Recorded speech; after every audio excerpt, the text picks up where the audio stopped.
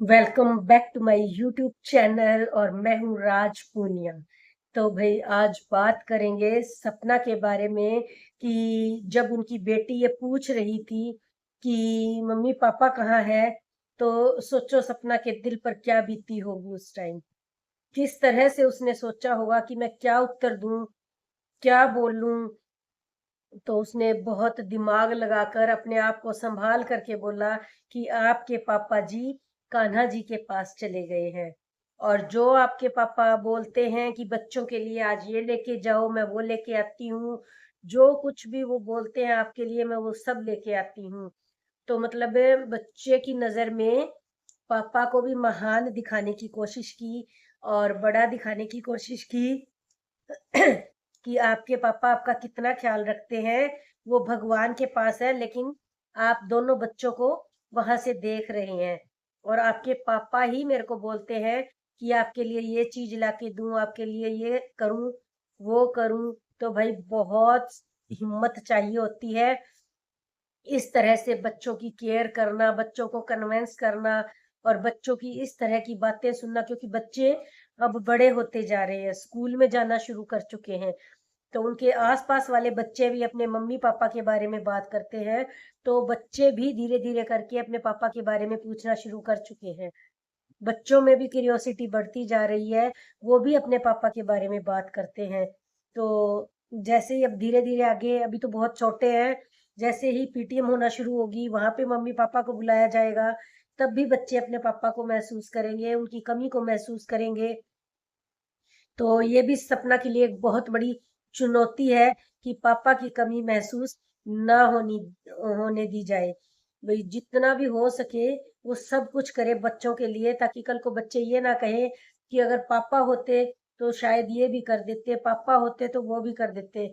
तो भाई बहुत बड़ी चुनौती है बच्चों को बड़ा करना, उनको पालना, और फिर अपने बाप की कमी जो बच्चे महसूस कर रहे हैं उसको भी बराबर करना। तो ये कोई छोटी बात नहीं होती है एक माँ के लिए। बाप की कमी तो वो पूरा नहीं कर सकती बेचारी, कहाँ से पापा को लाए। लेकिन जो जो बाप कर सकते थे अपनी बेटियों के लिए, वो कोशिश तो कर ही रही है अपने बच्चों को वो सब चीज उपलब्ध करवाने की, अपने बच्चों के भविष्य के लिए सब कुछ करने के लिए बहुत कोशिश करती है और बहुत मेहनत भी कर रही है कि मैं एक इस तरह का स्टैंड खड़ा कर दूं बच्चों के लिए कि उनको किसी का मोहताज ना होना पड़े, आने वाले टाइम में सब कुछ उनके पास हो और कभी उनको किसी तरह की तकलीफ ना हो। तो भाई यही है कि लोगों को थोड़ा सोच समझकर कमेंट करने चाहिए, और उनकी पीड़ा को भी महसूस करना चाहिए कि वो बिना बाप की बच्चियां हैं। किसी भी तरह की कोई नेगेटिविटी नहीं फैलानी चाहिए, ना ही कोई गलत कमेंट करना चाहिए, क्योंकि ये तो सभी जानते हैं कि पिता ना होने पर कितना कष्ट होता है बच्चों को। अभी तो वो छोटे हैं, जैसे जैसे वो बड़े होंगे उन पर एक बाप का साया नहीं होगा, और उस बाप के साये की कमी कितना महसूस करेंगे वो बच्चे जैसे जैसे बड़े होंगे।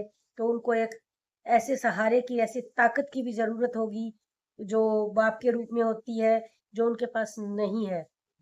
तो भाई थोड़ा खुद को संयमित रखिए, किसी भी तरह की नेगेटिविटी फैलाने के चक्कर में अपने आप को थोड़ा संभाल करके कमेंट कीजिए।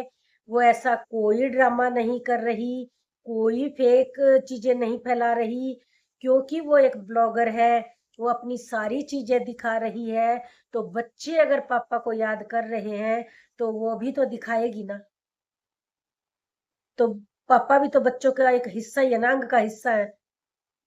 उसी पापा की वो बेटियां हैं, अपने पापा को याद करेंगी तो ब्लॉग में वो सब भी तो आएगा ही।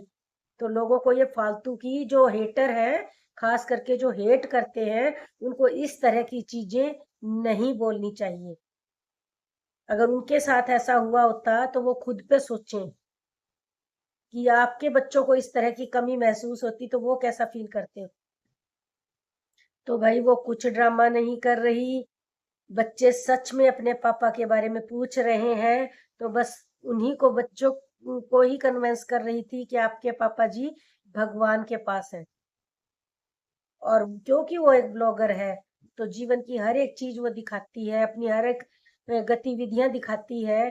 तो बच्चे क्या कर रहे हैं, बच्चे किस तरह से महसूस कर रहे हैं, वो भी उसका दिखाना बनता है।